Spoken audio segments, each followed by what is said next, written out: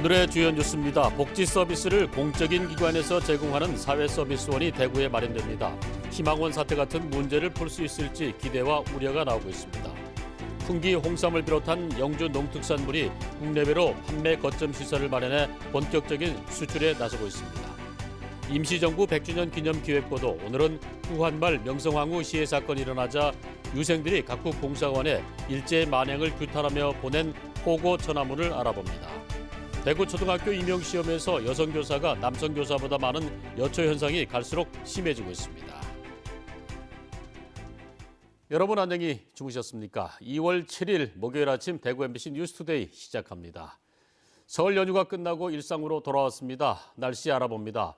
오늘은 낮부터 찬바람이 강하게 불면서 점차 쌀쌀해지겠습니다. 자세한 날씨를 김영은 기상캐스터가 전합니다. 네, 다시 일상으로 돌아온 오늘은 다행히 출근길 추위 걱정 없겠습니다.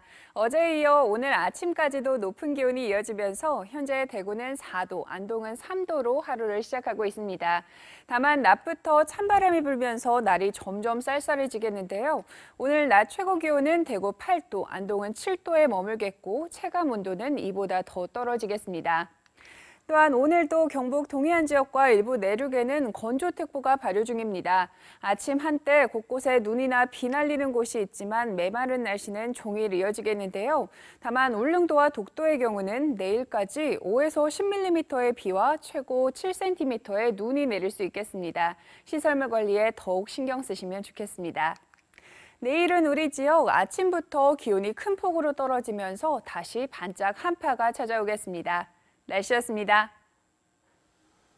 문재인 대통령의 100대 국정과제 중 하나죠. 사회서비스원 사업이 대구에서 처음 시작됩니다. 천주교가 운영하면서 인권침해, 회계 비리가 만연했던 대구 시립희망원 같은 사태를 막기 위해서 복지 서비스를 공적인 기관에서 제공하겠다는 의도인데요. 윤영균 기자가 취재했습니다. 장애인과 노숙인 보호시설인 대구 시립희망원이 인권 침해와 회계 비리 의혹에 휩싸였는데요. 비리와 인권 침해로 얼룩졌던 대구 시립희망원에 또다시 문제가 불거지고 있습니다. 천주교 재단에서 민간 복지재단으로 운영권이 바뀌어도 대구 시립희망원에는 문제가 끊이지 않았습니다. 우리나라의 사회 서비스는 거의 대다수가 민간 영역에서 이루어지기 때문에 사회 서비스의 수준 저하라든지 또 공공성 훼손 이런 사회적인 문제가 종종 대두되고 있는 그런 실정입니다. 문재인 대통령은 사회서비스원이라는 재단법인을 만들겠다고 약속했습니다. 지방자치단체가 각종 복지시설을 직접 운영하고 종사자도 직접 고용한다는 건데 대구시가 전국에서 제일 먼저 이 사회서비스원을 만듭니다. 이곳은 대구인권사무소가 있는 건물입니다. 다음 달 대구 사회서비스원이 이곳에서 문을 열고 4월부터는 희망원과 시청 어린이집도 직접 운영하게 됩니다. 이와 함께 희망원처럼 대형 시설에서 지내는 거주인들의 탈시설과 자립도 지원할 예정입니다. 이제 그때그때 풀어야 되는 문제들이 구체적으로 있을 거예요. 그러니까 그런 것들을 풀어가면서 결국 탈시설화 시켜나가는 거. 복지단체에서는 희망과 우려를 동시에 나타내고 있습니다. 아주 투명하고 민주적인 방식으로 해서 질 높은 사람들이 그 사회서비스에 들어와서 정말 마음 놓고 일을 할 수 있는 이런 어떤 인사 시스템들을 초기에 어떻게 제대로 구축하느냐에 따라 가지고 사회서비스원의 승패가 갈릴 것이다라고 보여지고요. 대구 사회서비스원은 오는 6월부터는 종합재가센터와 장애인 보호센터까지 운영 대상을 확대해 나갈 예정입니다. MBC 뉴스 윤영균입니다. 풍기 홍삼을 비롯한 영주 농특산물이 국내외로 판매 거점 시설을 마련해서 본격적인 수출에 나서고 있습니다. 세계 최대 전자상거래 업체인 아마존을 통해서 미국 전역으로 판매될 예정인데요. 농산물 판매의 모델이 되고 있습니다. 조동진 기자가 취재했습니다. 영주시는 지난 2016년 서울과 인천에 지역민으로 구성된 농업회사 법인을 통해 1000제곱미터 규모의 한우 직판장 2곳을 개설했습니다. 올해는 서울과 인천에 6,600제곱미터 규모의 대형 영주 농산물 판매장을 운영할 계획입니다. 지금까지 전시성, 일회성 지원에서 벗어나 직접 거점 판매 시설을 마련해 항구적이고 안정적인 판매에 나선다는 전략입니다. 나아가 해외에도 이 같은 전략을 구사하고 있습니다. 2017년에는 이미 말레이시아와 베트남에 홍삼과 사과, 복숭아, 인견을 판매하는 영주 농산물 전시 홍보관을 개설했습니다. 올해는 미국 내 최대 한인 온라인 쇼핑몰인 울타리 USA 매장 안에 쇼핑숍 형태의 영주시 농특산물 매장을 운영할 계획입니다.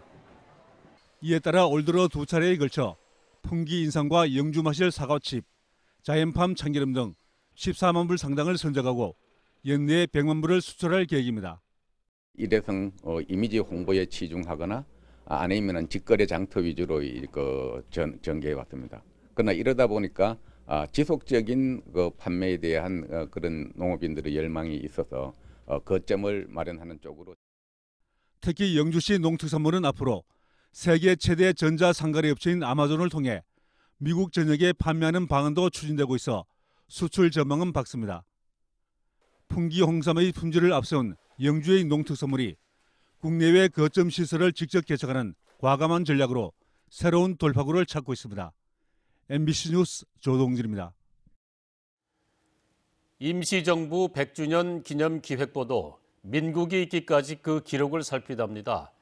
구한말 단발령과 명성황후 시해 사건이 일어나자 전국 각지에서 의병이 일어납니다. 의병운동과 함께 당시 지식인이었던 유생들은 한성에 있던 각국 공사관에 일제의 만행을 규탄하는 내용의 통문을 보내는데요. 이것이 바로 포고 천화문입니다. 이호영 기자가 전해드립니다. 명성황후 시의 다음 해인 1896년 2월 일본의 만행을 규탄하는 내용을 담아 각국 공사관에 보내진 포고 천화문입니다. 한국국학진흥원이 소장한 이 포고 천화문은 경북 고령과 성주 등지에서 의병운동을 했던 면후 곽종석과 홍화 이두원 등 영남 지역 유림들이 작성한 통문으로 오늘날의 성명서와 유사합니다. 명성황후 시해와 고종의 아간 파천 등 일련의 사건이 일본의 만행 때문에 일어났고 이는 만국의 평화와 세계 질서를 해치는 것으로 비난받아 마땅하다는 내용입니다. 유생들은 특히 윤리가 무너지고 인류가 없어져 다 죽게 되는 상황에서 가만히 앉아 지켜볼 수 없어서 이 포고문을 작성해 천하의 대의를 밝힌다고 작성 경위를 밝히고 있습니다. 일본의 침략 의도를 전 세계에 알려서 일본의 부당성을 공격을 하고 다른 세계 각국으로부터 호응을 얻게 하는 여론전의 성격을 띠고 있다라고 할 수가 있습니다. 이 포고문은 러시아와 영국, 프랑스, 미국, 독일 공사관에 보내졌으며 천하 만국이 대의의 의지에 역적을 토벌해야 한다고 주장했습니다. 구한말 유생들은 풍전등화 같은 조선의 운명을 바로잡기 위해 국제적으로 협조를 구하지만 열강들은 오히려 일본과 함께 조선을 침략하기 위해 쟁탈전을 펼쳤던 겁니다. 홍화 이두훈 선생 등은 이후 1907년 나라빚 1,300만을 갚기 위해 2천만 국민들이 3개월 동안 담배를 끊고 매달 20전씩 모아 그 대금으로 빚을 갚자는 국채보상운동에도 앞장섭니다. 이 단연회 회장으로서 이두훈 선생은 고령 지역에 남녀노소를 불문하고 전 국민의 의지를 모아서 이 단연운동에 참여해서 국채보상으로 국권을 회복하고자 하는데 주력했던 인물로 보입니다. 특히 일제 때 간행된 이두원 선생의 문집에는 포고 천화문에 대한 설명 부분이 빈칸으로 남아있어 일제의 검열 흔적도 엿볼 수 있습니다. MBC 뉴스 이호영입니다. 천연기념물이자 멸종위기종인 독수리가 점점 보기 힘들어지고 있습니다. 4대강 사업 이후에 환경이 바뀌면서 경북 지역 최대 월동지였던 고령군을 찾는 독수리 수가 많이 줄었습니다. 영상 뉴스로 만나보시겠습니다.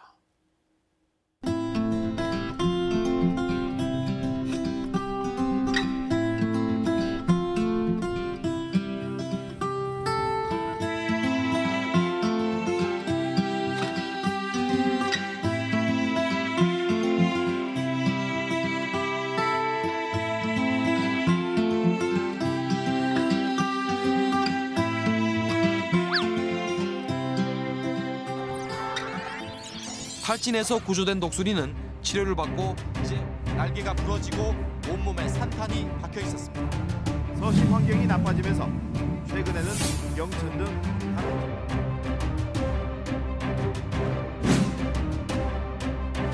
밭들을 다 이제 강폭을 넓히면서 없애버리니까 얘들이 살 수 있는 공간이 줄어들다 보니까 먹이 활동하기도 없어지고 그러다 보니까 먹이를 찾아 다른 곳을 자꾸 이동하고 있는 거예요.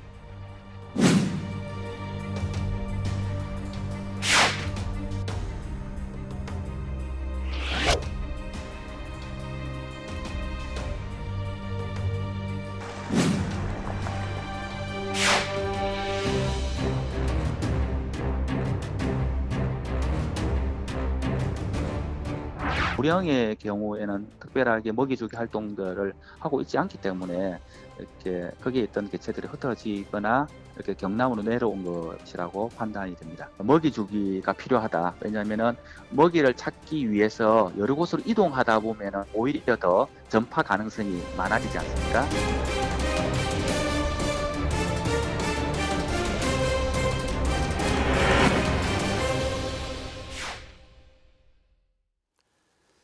대구 초등학교 임용시험에서 여성 교사가 남성 교사보다 많은 여초 현상이 갈수록 심해지고 있습니다. 대구 교육청에 따르면 올해 대구 공립초등학교 교사 임용시험 최종 합격자 55명 가운데 남성 교사는 2명에 불과했습니다. 지난해에는 합격자 37명 가운데 6명, 2년 전에는 46명 가운데 8명에 머물렀습니다. 이처럼 여초 현상이 심해지면서 자라나는 학생들에게 다양한 성 역할을 인식시키는 데 한계가 나타나며 교육과정 운영과 학교 업무, 학생 지도에도 어려움이 커지고 있습니다. 대구시 교육청은 올해 초등학교 돌봄교실을 191개 더 늘리고 돌봄 대상을 전 학년으로 확대합니다. 이를 위해서 3월 신학기까지 92개 교실을 증설하고 성면 철거 공사 등으로 증설이 어려운 학교는 2학기까지 99개 교실을 추가로 늘리기로 했습니다. 증설이 마무리되면 초등학교 돌봄교실은 지난해 415개에서 606개로 돌봄교실은 9,300여 명에서 15,000여 명으로 확대됩니다. 대구지법 형사 5단독 이창열 부장판사는 민원을 해결해 주겠다며 돈을 받아챙긴 혐의로 기소된 박근혜 전 대통령 팬카페 관계자 55살 A씨에게 징역 2년에 추징금 1억 원을 선고했습니다. 이 부장판사는 피고인이 박 전 대통령 팬카페 중앙회장으로 활동하면서 알게 된 정광배 인사들과의 친분을 과시하면서 로비 명목으로 돈을 받아 죄질이 불량하고 범행 상당 부분을 부인해 엄한 처벌이 불가피하다고 밝혔습니다. A씨는 2013년 3월 신구체제 인사끼리 운영권 분쟁을 빚던 모 대학 설립자 측 관계자에게 학교 운영권을 되찾는 데 도움을 주겠다며 5천만 원을 받고 모 대학이 발주한 공사를 특정 업체가 수주하도록 한 뒤 2천만 원을 받은 혐의로 기소됐습니다. 대구시가 취업을 못한 중장년층이 안정적인 정규직 일자리를 찾을 수 있도록 중장년 중소기업 취업 지원 사업을 합니다. 참여 대상은 대구에 사는 만 40세에서 64세까지 미취업자며 기업은 대구에 있는 상시 노동자 5명에서 500명까지인 제조업종 중소기업입니다. 대구시는 중장년 미취업자가 중소기업에 인턴으로 3개월까지 근무한 뒤 정규직으로 전환되면 240만 원을 지급하고 정규직 전환 6달이 지나면 300만 원을 또다시 지원하게 됩니다.